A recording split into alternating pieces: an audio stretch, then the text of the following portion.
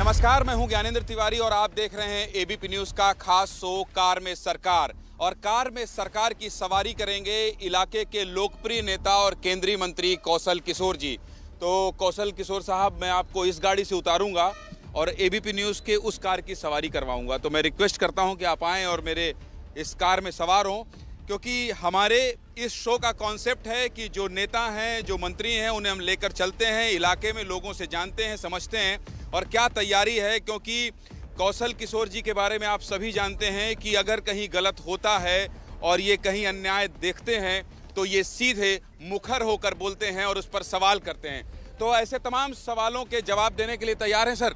हाँ, बिल्कुल, हर सवाल का जवाब देंगे और जो भी जनता के हित की बातें हैं वो भी करेंगे।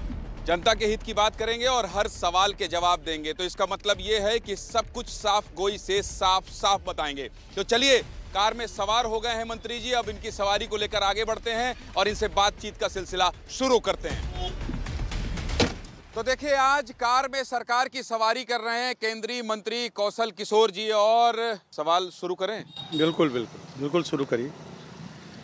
थोड़ा तीखे सवाल होते हैं मंत्री जी। कोई बात नहीं।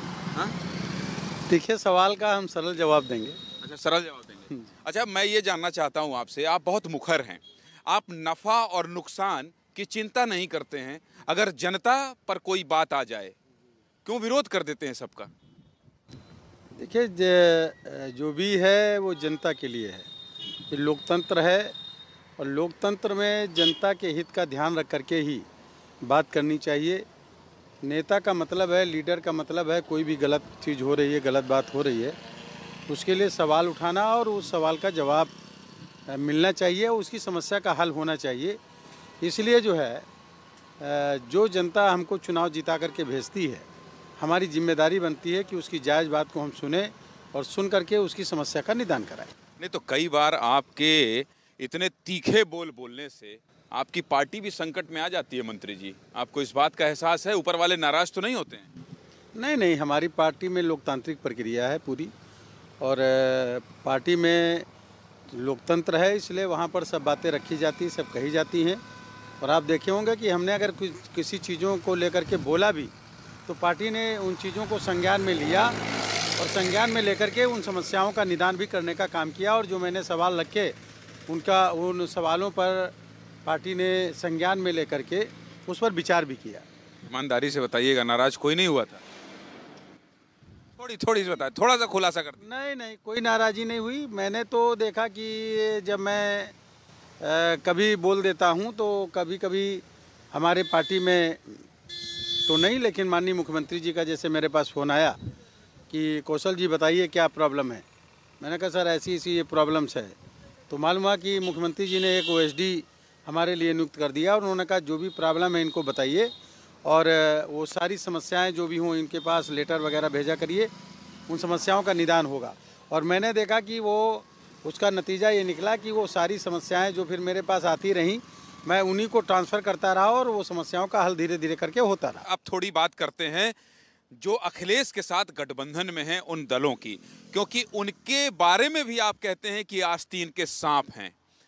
ओम प्रकाश राजभर दलित, शोषित, वंचित, पिछड़ों और वो तो 50 जातियों को गिनाते हैं, उनके नेता हैं। स्वामी प्रसाद मौर्य ने जिस दिन समाजवादी पार्टी के दफ्तर में जाके समाजवादी पार्टी का दामन थामा, उस दिन उन्होंने कहा कि बस यही रहनुमा हैं और जहां वो आज तक थे वहां इनकी बात नहीं सुनी जा रही थी। आप भी तो हैं, आप तो केंद्रीय मंत्री हैं, तो फिर ये गलत कह रहे थे या फिर आप गलत हैं?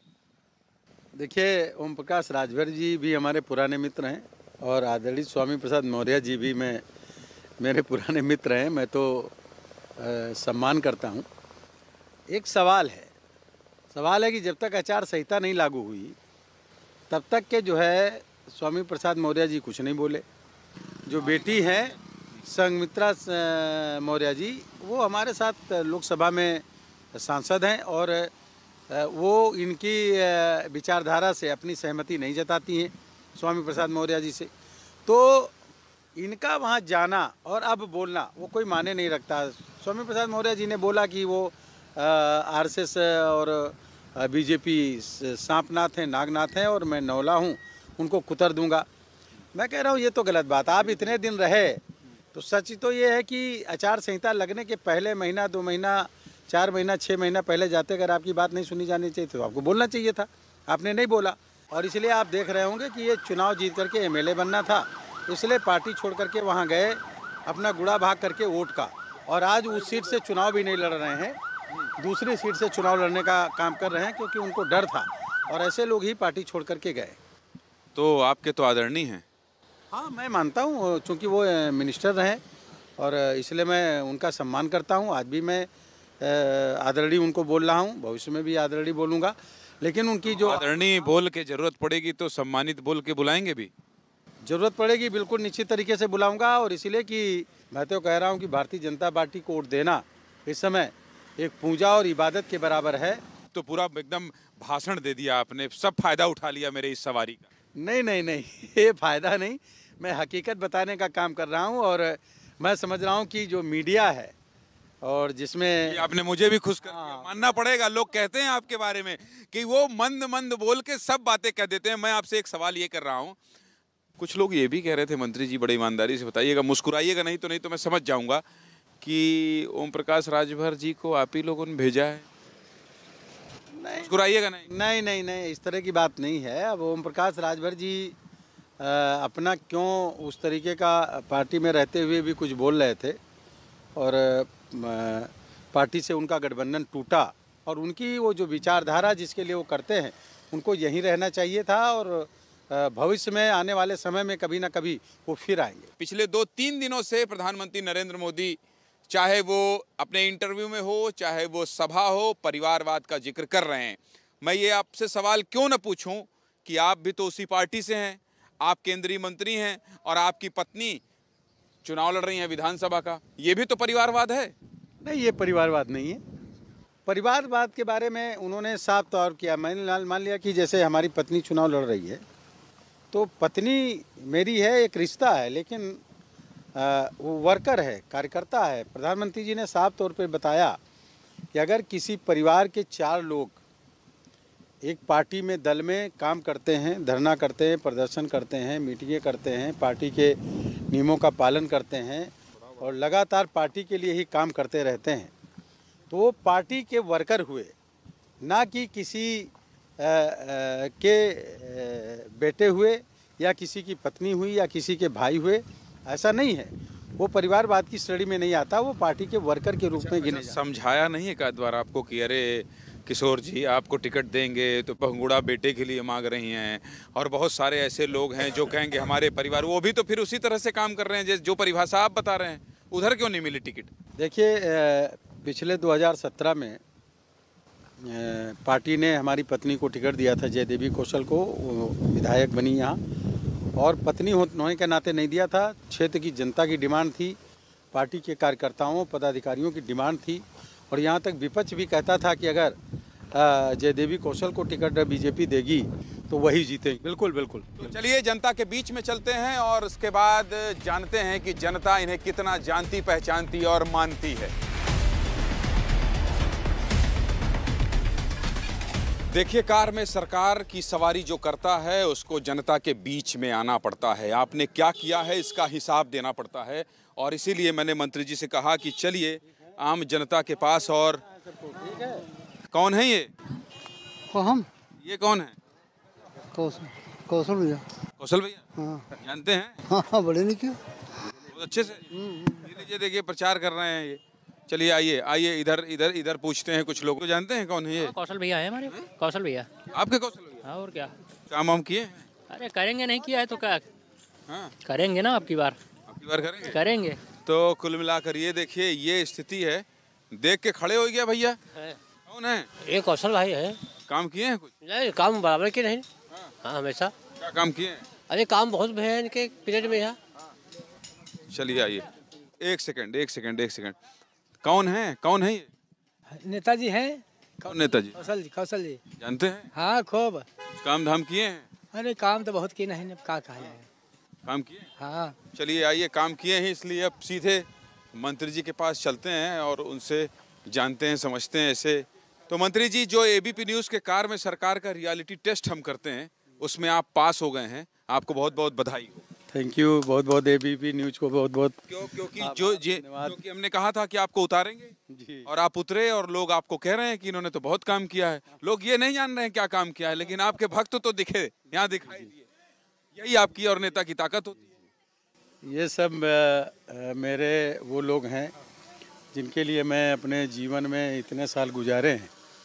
कुछ मेरे बराबर के हैं, कुछ मुझसे बड़े हो गए उम्र में, और कुछ नई पीढ़ी के लोग हैं, वो लोग भी मेरे साथ सब जुड़े हैं। ये सब लोग जो है कभी साइकिल चला करके मेरे साथ नॉमिनेशन करने जाते थे लखनऊ, हाँ, और ये मेरा टिकट दिलाने जाते थे ये लोग, इलाके के लोग, जिसमें 10-10 हज़ार 15-15 हज़ार लोग साइकिलों से चलते थे, टिकट दिलाते थे, लाते थे। इस इलाके की गुंडागर्दी, माफियागिरी को सब हमने इनके बल पे ख़त्म किया, और आज अच्छा जीवन सब लोग जी रहे हैं। आज सरकार जो है इनको सारी सुविधाएं दे रही है, और कहीं कोई प्रॉब्लम है तो इनके लिए मैं इनका हथियार हूँ। मेरा नंबर इनके पास है, तो ये समझते हैं कहीं कोई प्रॉब्लम परेशानी होगी देश में भी, कहीं मुझे फ़ोन करेंगे, मैं इनकी समस्या हल करता हूँ, ये इनको विश्वास है। जो मंत्री जी कह रहे हैं उसमें सच्चाई है, ग्राउंड में भी आपने देख लिया है, और हम वही कहते हैं जो करके दिखा सकें।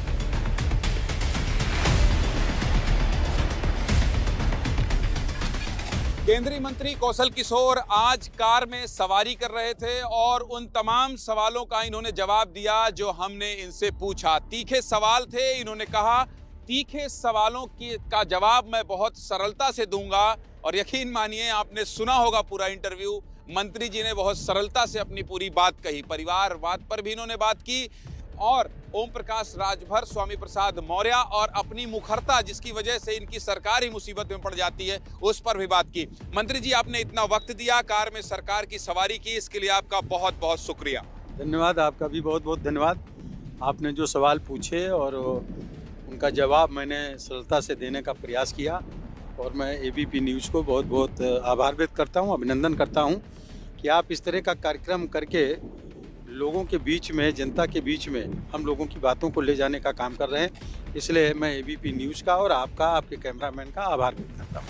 बहुत बहुत धन्यवाद। तो इस तरह से कार में सवारी होती रहेगी, नए नए मेहमान आते रहेंगे, और तब तक के लिए आप बने रहिए और देखते रहिए एबीपी न्यूज़। नमस्कार।